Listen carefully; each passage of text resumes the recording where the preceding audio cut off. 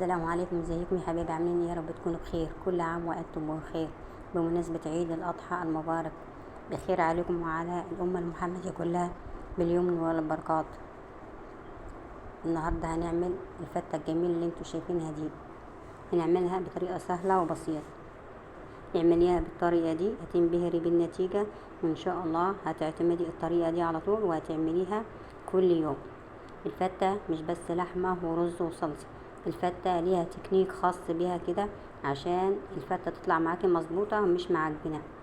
عشان تطلعي فتة صح 100%، اسمعي الفيديو الاخر عشان تستفيد. في الاول كده، اول حاجة بنبدأ بيها اللي هي اللحمة.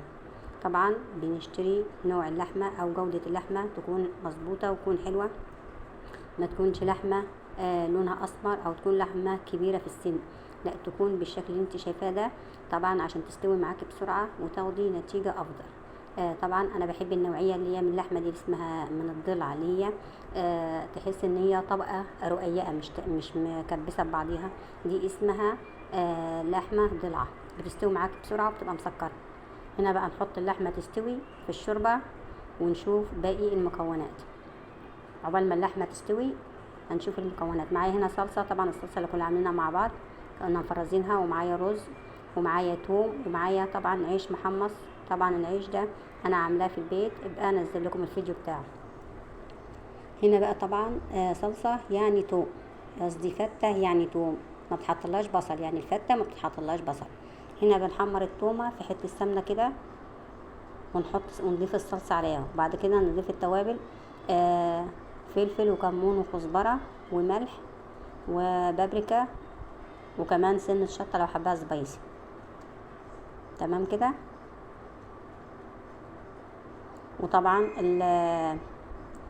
التوابل بتاعت الشوربة، ملح شوربة وملح وفلفل وكمون وبهارات لحمة. هنا بقى هنبدأ نشوح الرز. طبعا الرز عشان ما يطلعش معجن معاكي، عشان ما يبقاش معجن معاكي لازم تحمريه كويس، يعني كأنه رز بالشعرية بالظبط. لازم تحمريه كويس زي ما انت شايفه كده، حته سمنه ومعلقتين زيت، وتحمريه كويس عشان تاخدي رزايه مفلفل كده ومنطوره ومش معجنه. تمام كده. يبقى زي ما بقولك، الفته مش رز ولحمه وصلصه، لا، الفته ليها تكنيك خاص بيها كده عشان تطلع مظبوط، يعني ايه، ليها حاجات كده خاصه بيها. هنا بقى حمرنا الرز ونضيف عليه الشوربه ونحط له الملح المظبوط بتاعه ونغطي عليه، وبعد كده نشوف باقي المكونات.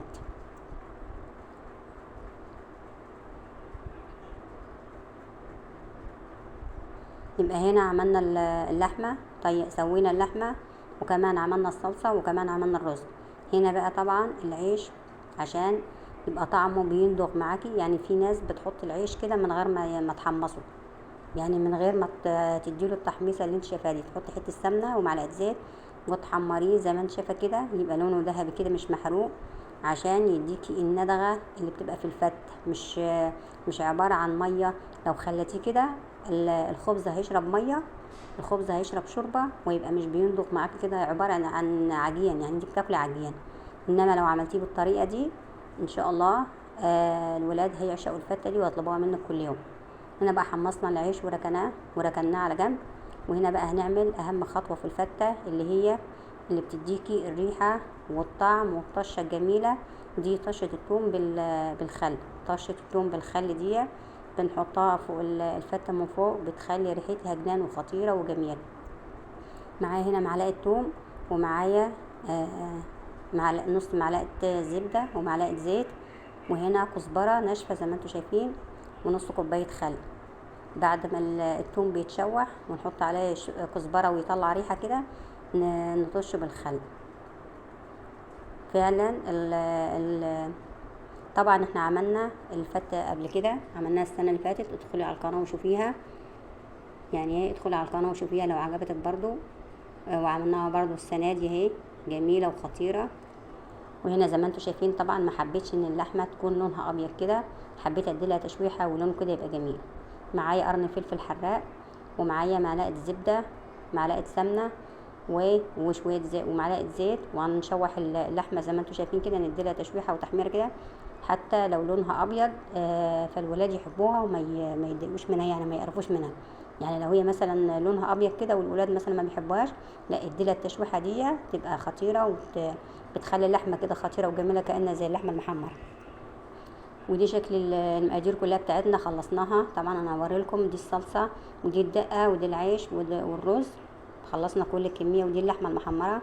وهنبدا بقى نضيف المكون بتاعنا. هنحط الوصفه بتاعتنا في الطبق، في طبق التقديم. هنا بقى زي ما انتم شايفين حطيت كبشه بس بسيطه على العيش، يعني كبشه بس بسيطه تخنه كده، يعني سخنه، كبشه شوربه على العيش بعد ما اتحمر، وقلبته ببعضه. وبعد كده حطيته في طبق، يعني ما تحطوش كتير عشان ما يعجنش، يعني خلي قطعه العيش واحده بوحدتها. وحطينا الرز وحطينا الصلصه ورجعنا حطينا الدقه من فوق، ودي اللحمه. وهنا هنحط اللحمه زي ما انتم شايفين كده. يا سلام يا سلام، طعمها خطير وجميل. جربي بقى الوصفه وقولي لي رايك، بالله عليك تقولي لي رايك لما تعملي الفته بالطريقه القديمه اللي هي اللي قبل ما تشوحي الحاجات دي وتحمري العيش، ولا بالطريقه دي. اكتبي لي رايك كده، يهمني رايكم في التعليقات. وبألف هنا وشفا، وكل سنه وانتم طيبين، وعيد سعيد عليكم.